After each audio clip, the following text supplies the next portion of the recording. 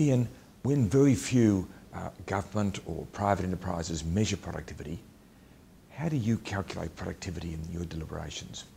Well, productivity is relevant to us in two senses. One, it's a factor that's taken into account in the annual wage review determinations. It's one of a number of competing, if you like, issues: social inclusion, fair safety net of wages and conditions, etc. In the bargaining sense, it's largely a matter for parties to take it into account.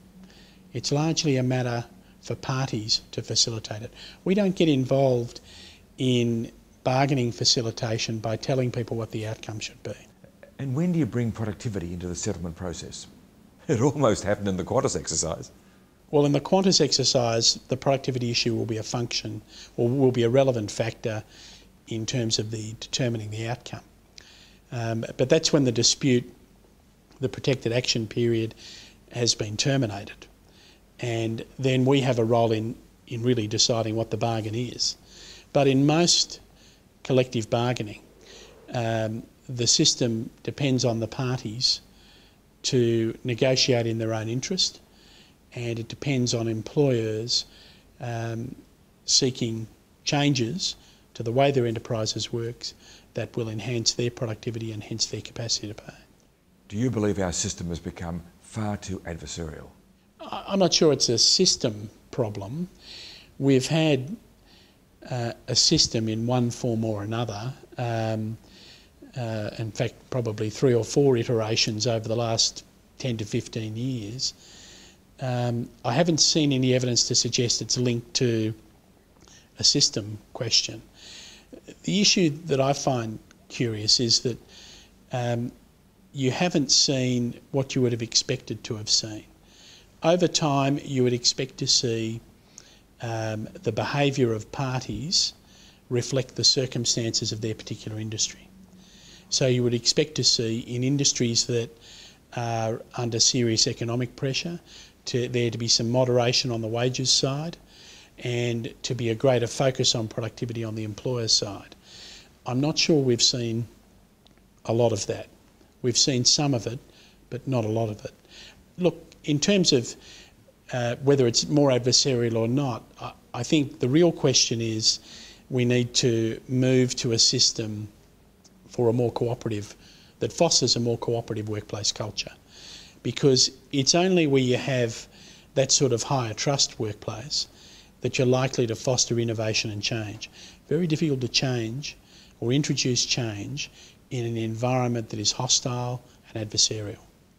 Iain, if you're right and Australian enterprises are not responding to the conditions, then that means big trouble for large sectors of our economy, particularly given the high dollar. Oh, I think they are responding to the current conditions. My point was really that over the course of that sweep of 10 or 15 years, you haven't seen it. I think in the last 12 months, you've certainly seen a shift and an improvement in those areas, and the structural adjustment, I think, has moved quite quickly through the economy. And you see it in manufacturing with reductions in employment but improvements in profitability. Do you think manufacturing is adapting to this? I think it's adapting. I'm not suggesting it's not going to be painful, but I think there's adaptation taking place, and I think we're seeing it, for that matter, in retail as well. We're seeing shifts in retail and shifts in the retail model as a result of the pressure of the high dollar. And what role does Fair Work Australia play in that? It's an interesting issue. The current legislative framework places primarily that role on the parties. I have been talking to peak employer and union bodies about how can Fair Work become more engaged and facilitate change, given the structural adjustment we're going through. Now, that won't be us knocking on the door of random employers and saying, you know, we're from the Tribunal and we're here to help you. It will be about improving the skill set within our organisation around change management and offering it as a service to parties. If they want assistance in addressing the change, then we actively promote that role. We've always had that role historically. The preventative role is how it's usually referred to. But I think we've seen a sort of more of an emphasis, at least in the way we publicly talk about our work, into the dispute management.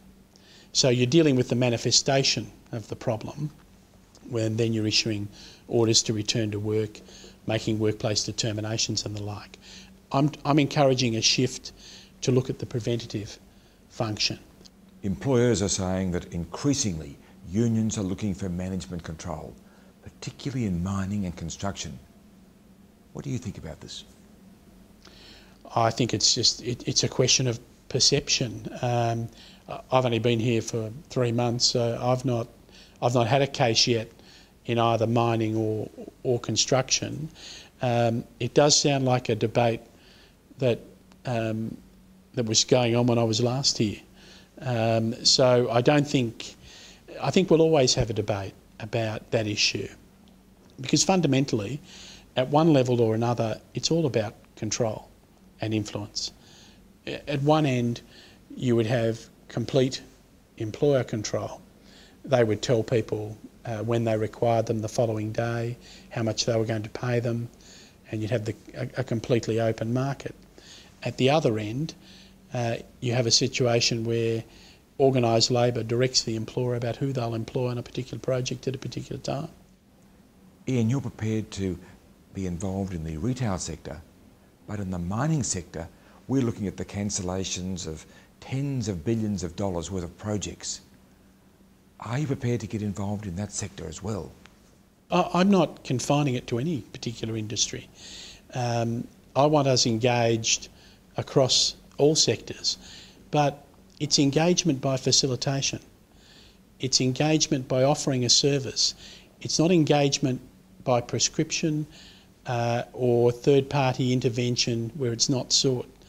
I don't think that business and employees and employee representatives need another level of regulatory body coming in and telling them what to do. But the miners haven't come to you yet. The miners have. We set up a major projects panel, or I set it up, I think, 4 or 5 weeks ago, after consultation with AMA and ACCI in particular.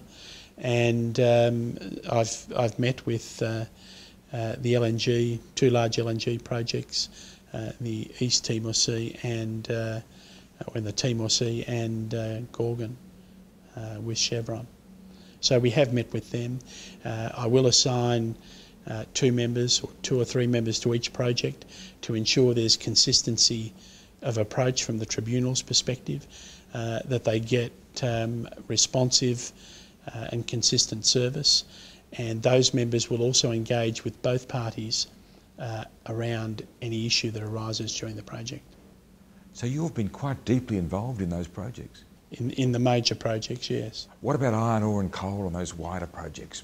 Well, at this stage we're only just starting the process, and there'll be an application process to go into the major projects panel, and if a project is accepted into it, then they'll have a member assigned to them for the life of the project. Iain, we hear a lot about the role of unions in productivity. Do you think Australian managers have a much bigger role to play as well? I think we're facing unprecedented challenges, and in management there's a tendency to look at, well, what did we do the last time we faced this sort of thing? And we haven't faced this sort of thing, or there's no one around that can tell you what happened the last time we faced this sort of thing. So I think that's a problem. I think they're trying to cope with a unique set of circumstances. You've got a high dollar, and we will probably have it for, they say, a decade or so. We'll see, but at least it's likely to persist for a long time. We've had low productivity for more than a decade, although with some signs of improvement in that regard. And we've got an unprecedented pressure in the labour market. Essentially complete employment, and with significant pressures in some sectors and some geographical areas. predominantly the engineering trade-based skills, and predominantly WA, Queensland, and soon in Darwin. And I think that combination of skills isn't one, or combination of challenges isn't one that they've faced before. So I think it's stretching management.